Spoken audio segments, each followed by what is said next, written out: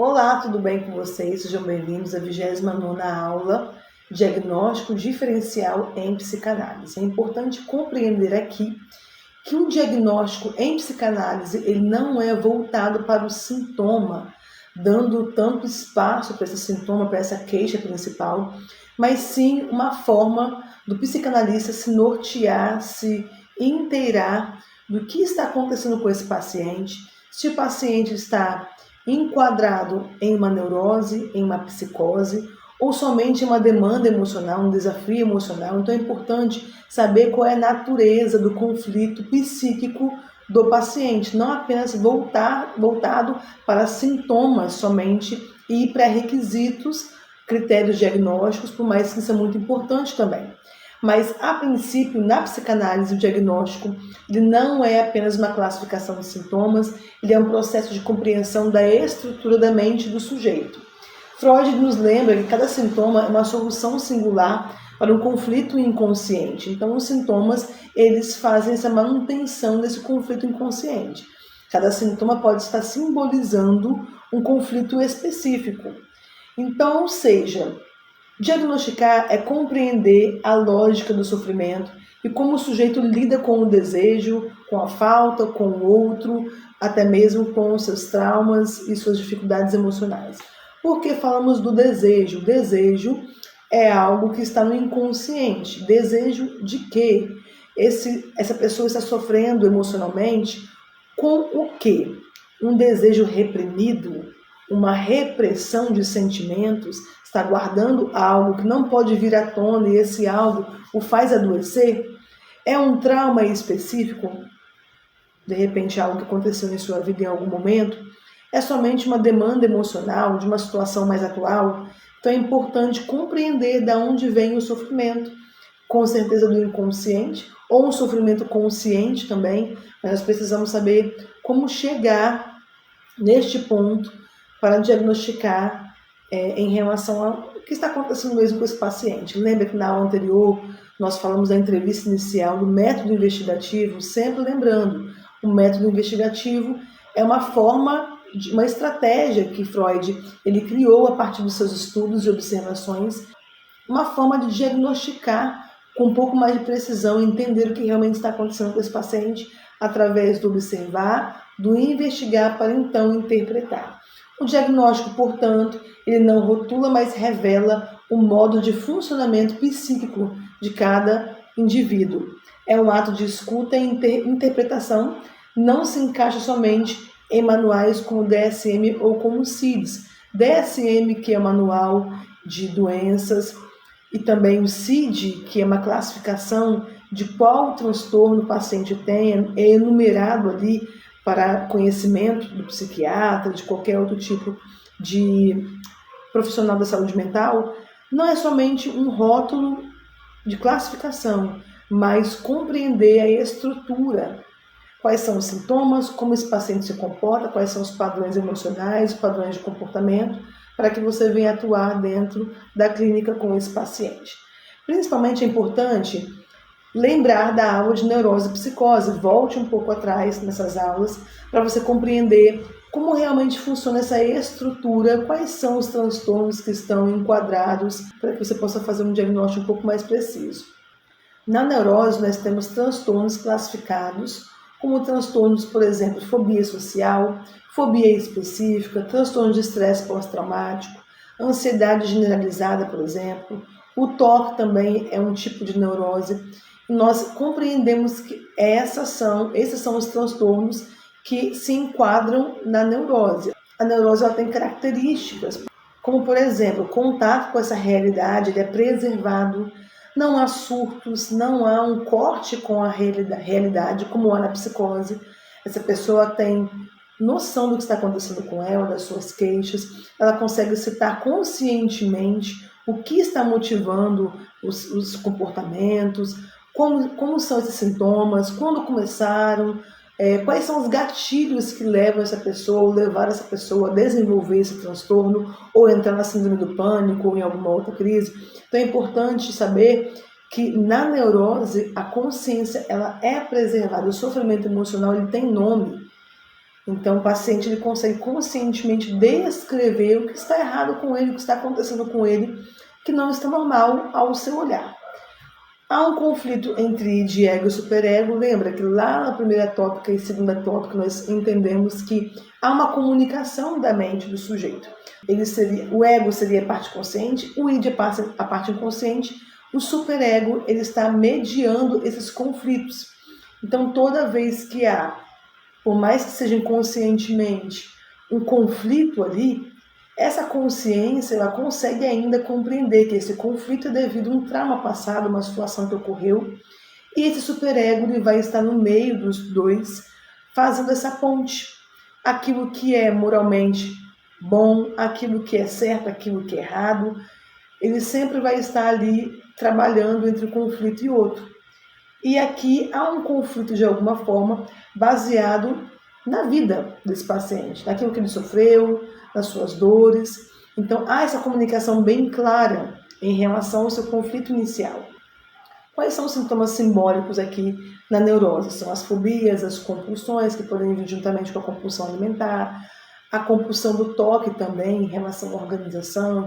Fobias e compulsões também fazem parte das neuroses, onde nós temos fobias específicas, que pode ser um medo específico de insetos, um medo específico do escuro, um medo específico de elevador, de escada rolante, por exemplo. Então, é um medo específico, mas também temos fobia social, que é a ansiedade social, que também se enquadra aqui nas neuroses. Então, essa pessoa busca ajuda e há demanda de tratamento.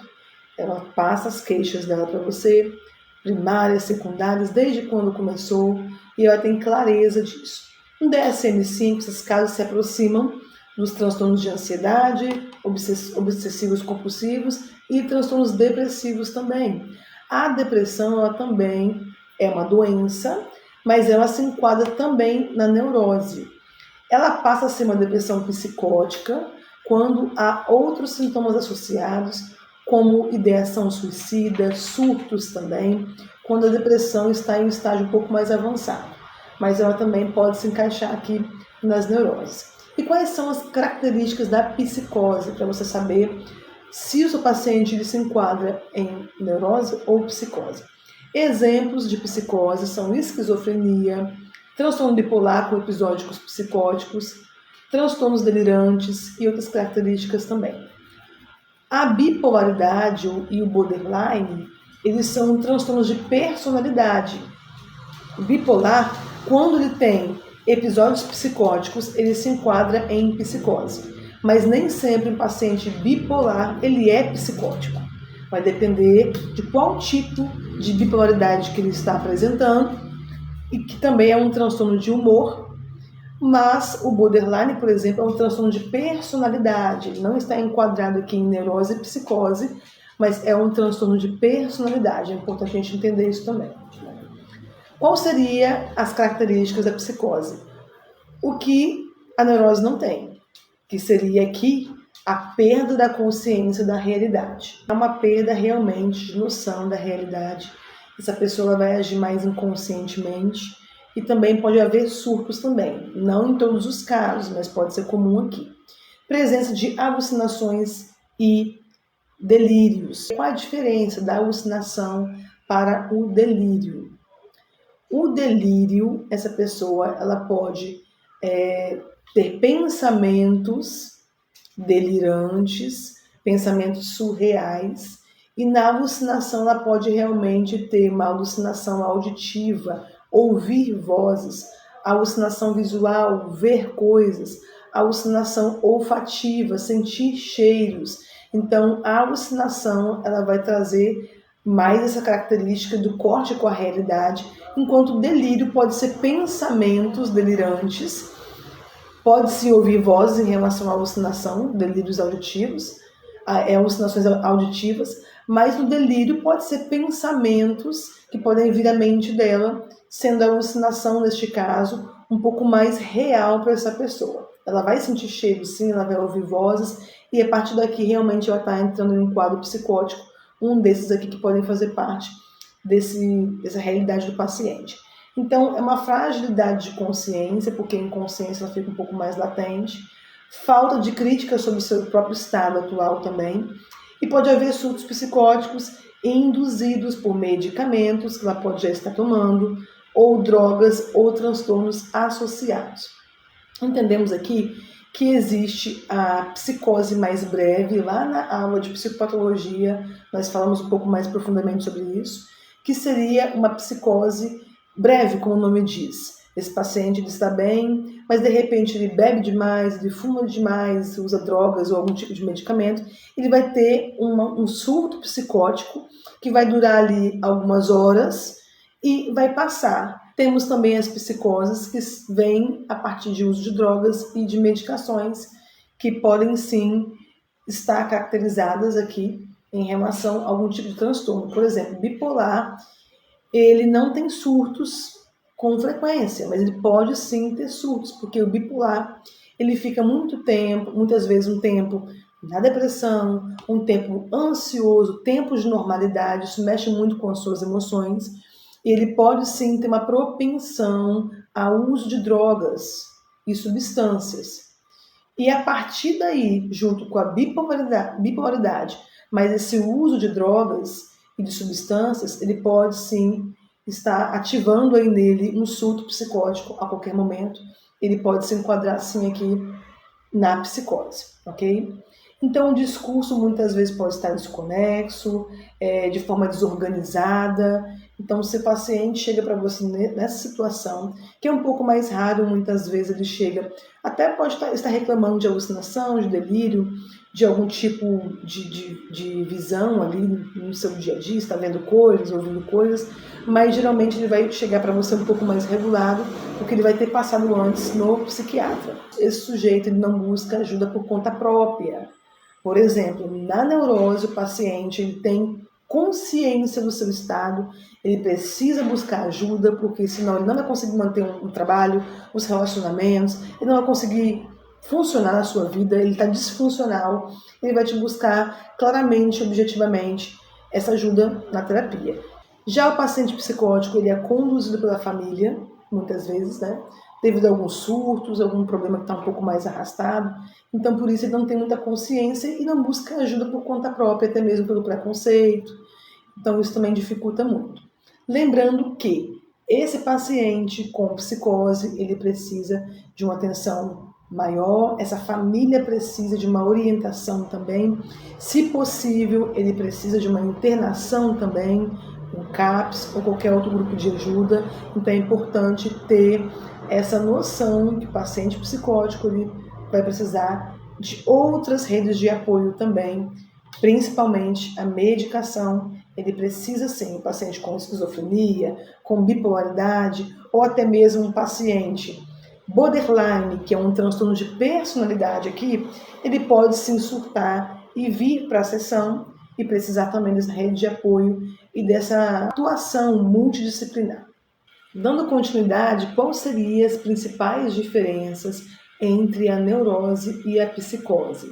Primeiramente, a neurose tem um contato com a realidade preservado, então a partir daí esse paciente não vai ter psicoses e surtos.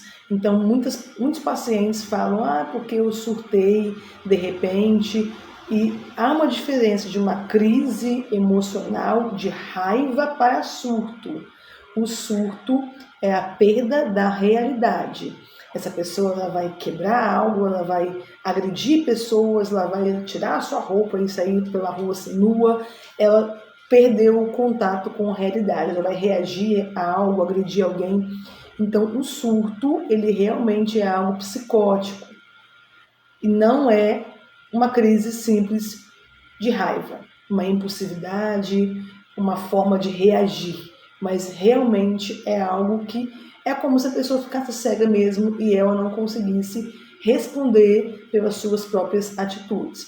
É importante frisar isso, porque tem pacientes que falam que teve surto, surtou, e aí você pergunta o que aconteceu, ele vai te contar tudo, né?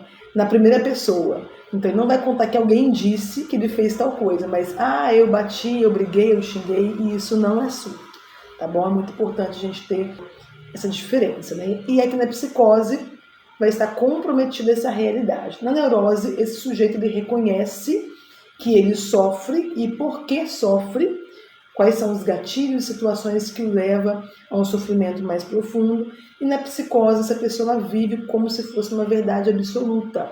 Então, um paciente com psicose, na psicose, ele traz o sofrimento como uma verdade absoluta.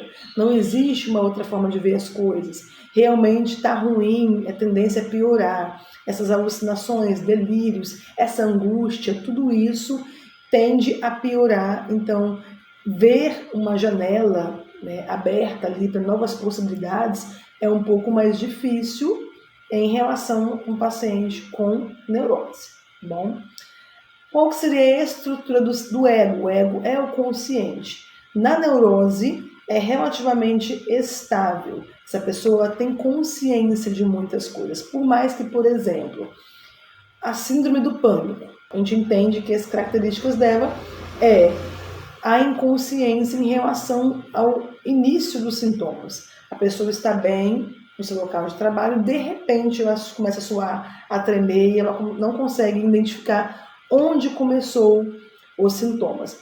Tirando a crise de pânico, que realmente é algo inconsciente, mas não é a psicose, nós compreendemos que os demais transtornos, classificados como neurose, traz sim essa consciência. A pessoa consegue te narrar quando ela começou a ter esses pesadelos, ou quando ela começou a ter esses gatilhos, ou quando começou essa dificuldade emocional, por exemplo, essa ansiedade. É um pouco mais presente essa consciência, enquanto a psicose traz uma fragilidade em relação a essa inconsciência, que fica um pouco mais ativa. Bom, na neurose há um recalque, que seria reprimir, né? Recalcar essas emoções, há uma repressão, mas um pouco mais consciente. E na psicose há uma negação total da realidade. Então, muitas vezes a pessoa ela vai vir para o tratamento porque alguém da família pediu que ela viesse, a ameaçou e pressionou para que ela viesse buscar essa ajuda, mas muitas vezes para ela, por mais que é muito presente, muito latente os sintomas e os comportamentos, ela ainda não quer enxergar essa realidade. Qual a relação, né, da neurose com a psicose? Então, a neurose é uma busca por reconhecimento e amor. Isso é muito comum, porque são muitos sintomas, principalmente de ansiedade, sintomas que estão baseados na teoria do apego. Lembra que lá na aula, teoria do apego, nós falamos da infância dessa pessoa, que hoje é um adulto, mas se ele teve uma infância segura, se ele teve as suas necessidades atendidas, ou ele foi negligenciado. Então, no fundo, os sintomas de ansiedade são sintomas para poder acalmar um pouco essa alma, essa mente que está clamando ali por uma atenção, que sofreu com rejeição, com abandono, que carrega crenças também de desamor, desamparo, desvalor. Então volte um pouquinho na teoria do apego para você conseguir identificar aqui entender, né, por que o neurótico, o paciente que está classificado, a gente não fala neurótico hoje em dia, mas trazendo para a psicanálise, Freud trouxe esse termo, mas digamos que os pacientes que estão enquadrados em muitos sintomas de compulsão alimentar, toque, ansiedade, eles têm uma raiz no desamor, desamparo e desvalor, que são as crenças. Então, esse reconhecimento e esse amor, eles buscam isso muito hoje na vida adulta. E por não conseguir, da forma que eles gostariam de ter vivenciado antes, vai emergir aí os sentimentos e os sintomas também de ansiedade clássicos que nós conhecemos. Então, a psicose, esse paciente vê o outro como um perseguidor ou como estranho. A psicose já traz essas características. Estou ouvindo alguma coisa, estou vendo alguma coisa, tem alguém conversando ali, será que estão falando de mim? Eu acho que estão falando de mim, estão olhando para mim. Então começa essa perseguição, então não tem a ver com esse reconhecimento por amor, de querer estar mais próximo das pessoas, é ao contrário, o psicótico, ele por se sentir estranho, diferente das outras pessoas, ele vai ter uma tendência ao isolamento. Isso é muito característico na depressão psicótica ou depressão maior, onde essa pessoa ela vai sofrer com esse sentimento de angústia, com o isolamento, com o pessimismo, negativismo, e a tendência é se isolar também das outras pessoas, e aí vem os complexos de inferioridade, a baixa autoestima, entre outras coisas, que a faz se sentir um pouco mais estranha, um pouco mais reclusa. A neurose, essa demanda de análise, ela é mais espontânea, essa pessoa está sofrendo com ansiedade, está roendo unhas, não está dormindo, ou está comendo demais, engordando demais, está tendo um pouco de desorganização mental com suas coisas do dia a dia. Então é mais fácil ela buscar uma ajuda espontaneamente, enquanto na psicose é imposta por familiares e também por médicos. Qual seria aí, então, para fechar, o tempo essencial para fechar esse diagnóstico? Tempo ideal. Na psicanálise, não há pressa para fechar um diagnóstico. O analista observa o discurso, os lapsos, até mesmo sonhos, o modo de falar, de reagir, padrões comportamentais, para então ir construindo no processo esse fechamento de diagnóstico sem pressa, com base na escuta atenta, na associação livre, na atenção plena. Então é importante não ter pressa nesse processo. Em geral, o diagnóstico vai começar a se delinear entre a terceira e quinta sessão, mas pode levar até mesmo meses para ser confirmado com segurança. Essa é a importância do diagnóstico diferencial. É muito importante também ter um feedback do psiquiatra nesse processo, porque ele vai estar também olhando outros fatores, trazendo também a visão dele em relação a esse caso, o olhar do psiquiatra em relação à medicação. Você também, como psicanalista, terapeuta, você vai estar falando como esse paciente também está emocionalmente nas sessões. Então é muito bom essa troca também entre alguns profissionais de saúde mental.